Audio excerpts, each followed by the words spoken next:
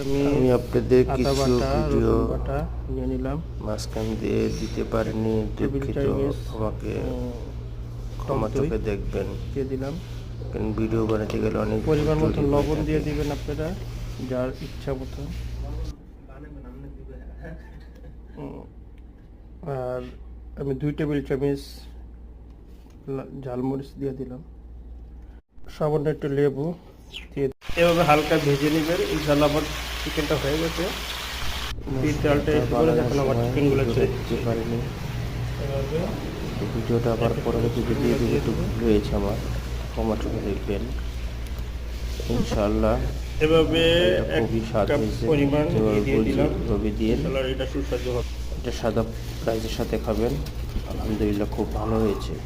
পরবর্তীতে রাইসের ভিডিওটা আমি আপনাকে দিয়ে দেবো।